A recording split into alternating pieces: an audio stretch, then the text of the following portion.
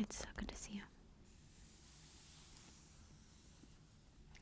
So today we're going to be doing another book review. And today's book review is going to be about Salt to the Sea by Ruta Sepetys? I don't know. You know I'm the worst with names, you know? So I actually wasn't even planning on, I've never heard of this book. I wasn't planning on reading the book. But my daughter, for an assignment in school, they do like this monthly or quarterly book club type thing, and the teacher gives them books to read based off of things that they're learning in school. Right now they are learning World War II, so my daughter's group was assigned this book, and she would come home every day and talk about, oh my god, this is the greatest book ever, Mom, blah, blah, blah, blah, blah. And she made it sound so good that I was like, ask your teacher if you can keep the book for just an extra week so that I can read it. And our teacher said she could. So thank you to my daughter's teacher. So yeah, let's read the back of the book, and then we will talk about the book. Okay, let's see. Up here it says, the forgotten tragedy that was 6 times deadlier than the Titanic. What? It says, in winter 1945, 4 refugees, 4 secrets, each one born in a different homeland, each one hunted and haunted by tragedy, lies, war. As thousands desperately flock to the coast in the midst of a Soviet advance, 4 paths converge, vying for passage aboard the Willem Gustloff, a ship that promises safety and freedom, but not all promises can be kept. And these are just some reviews. The author acts as a champion of I don't know, whatever. This is just praise for the book. I don't like big words because I can't pronounce things properly, so but yeah, this is historical fiction. It says she once again anchors a panoramic view of epic tragedy in perspectives that feel deeply textured and immediate. Superlative novel, masterfully crafted. I've never heard of this author, but apparently she has other books as well. Between Shades of Grey, Out of the Easy, The Fountains of Silence. I've never heard of them. But I do have to say that this book was fantastic because it combines so many things that I am obsessed with. World War II, the Titanic, historical fiction, like, what is this book about? Okay. Well, it's set at the very end of World War II, like the very end where Hitler goes into hiding and Germany is on the run. They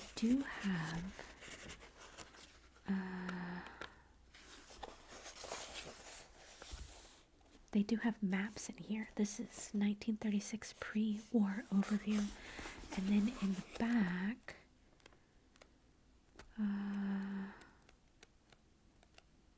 where is it? Oh, there it is. It has present day overview. So we've got Lithuania, Poland, Germany, just, present day. And then this is pre-war, 1936. So it's just to give you comparisons. And it's good that that's in here because I don't know anything about this area, like on a map. If you were to ask me where certain things are, I'd be like, I have no idea. Because we don't really, in the US, we don't really study maps like that. When we're in school, they just are like, you know, the United States. I mean, there are some, it's just very lightly touched in, you know. So I've never heard of the Baltic Sea. Like, what? Anyway, so it's very nice that they have these maps in here. So it's the very end of the war where things are getting crazy. Russia, Soviet Union, whatever, is coming in to attack Germans, which, I mean, it's World War II, so it's the end of World War II, so the Germans are getting scared because they're realizing, uh-oh, we might not win this thing, you know. And so they're like, we need to, I think they're in like this area. They're in this area, like a lot of German soldiers and German citizens and stuff.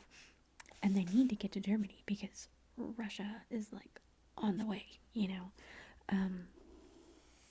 So they think that the fastest way to Germany is by taking a boat or ship, whatever you call it. So this story follows a group of people. It's 4 main people. You have I'm trying to think, you know, I'm the worst at names.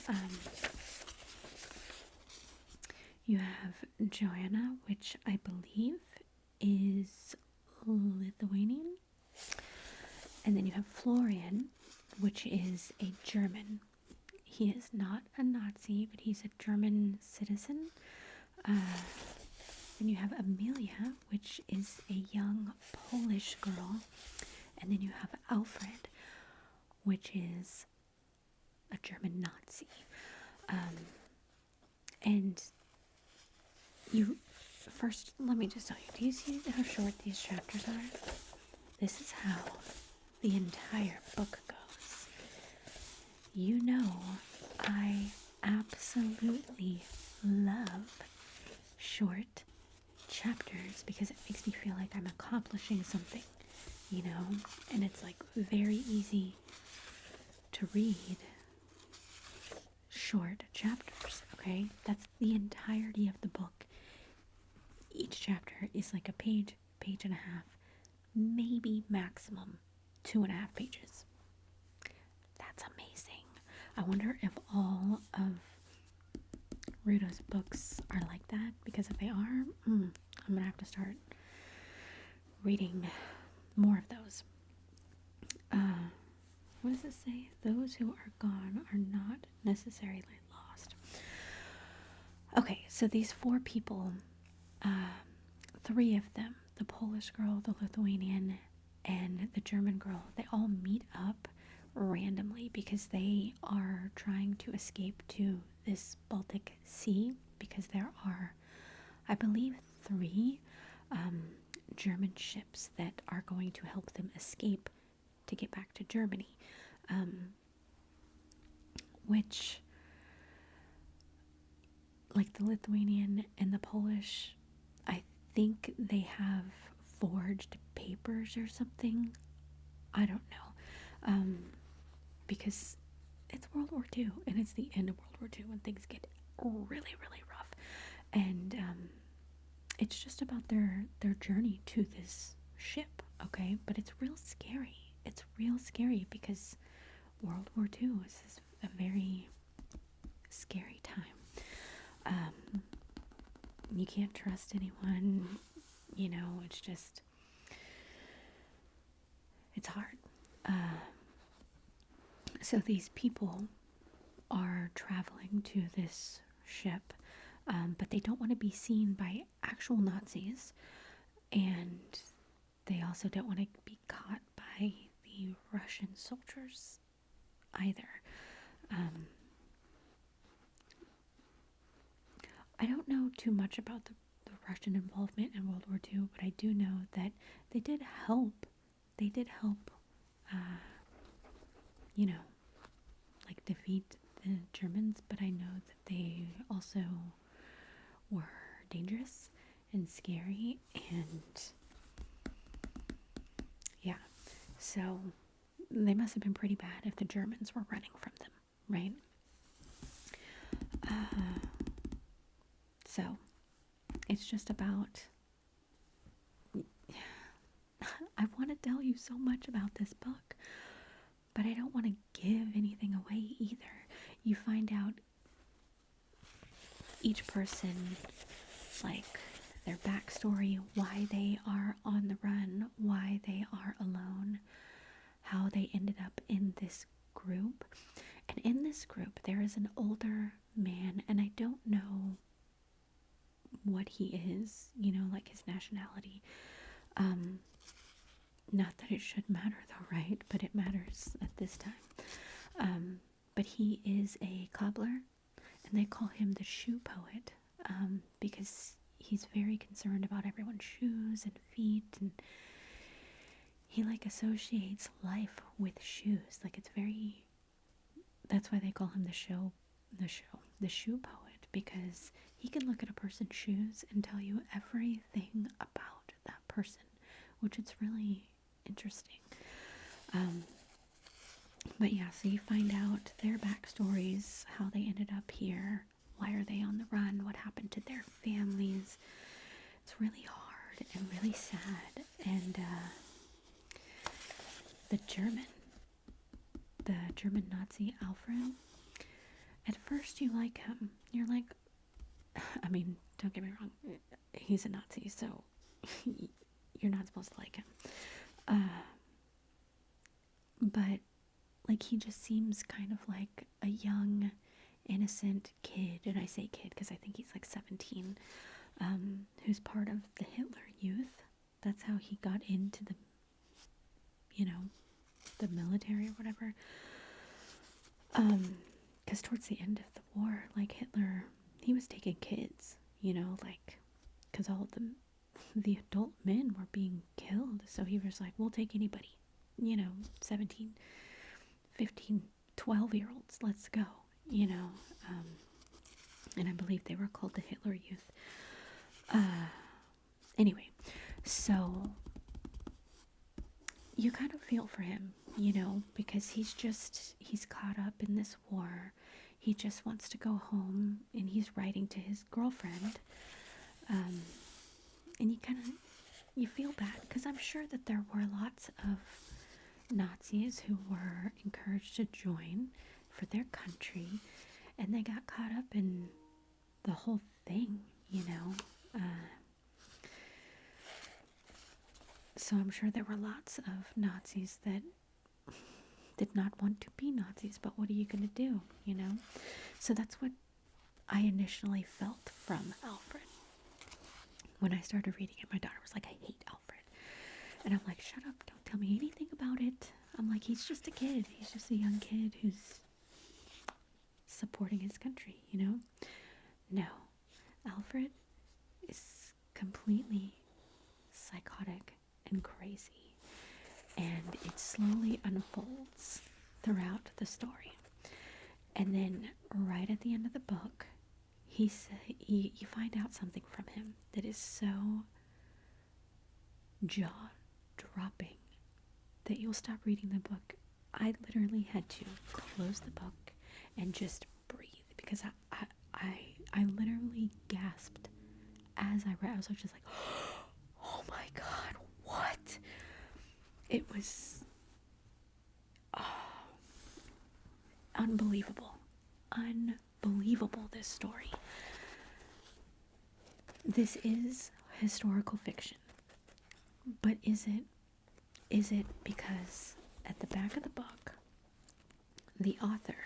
there's an author's note, and then there is research sources and acknowledgments, and then you can have conversations, but there's somewhere in here where she talks about the real people.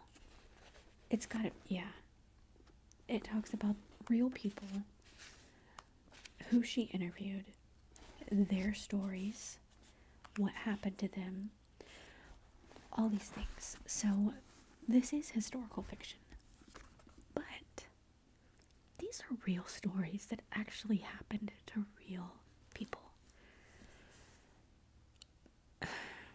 They were just put together in story format to make all the pieces connect, you know.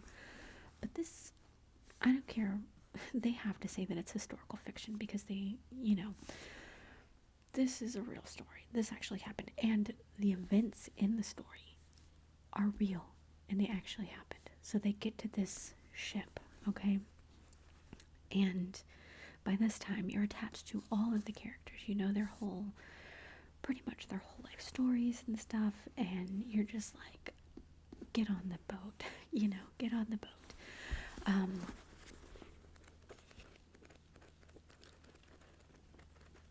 But if you know anything about history,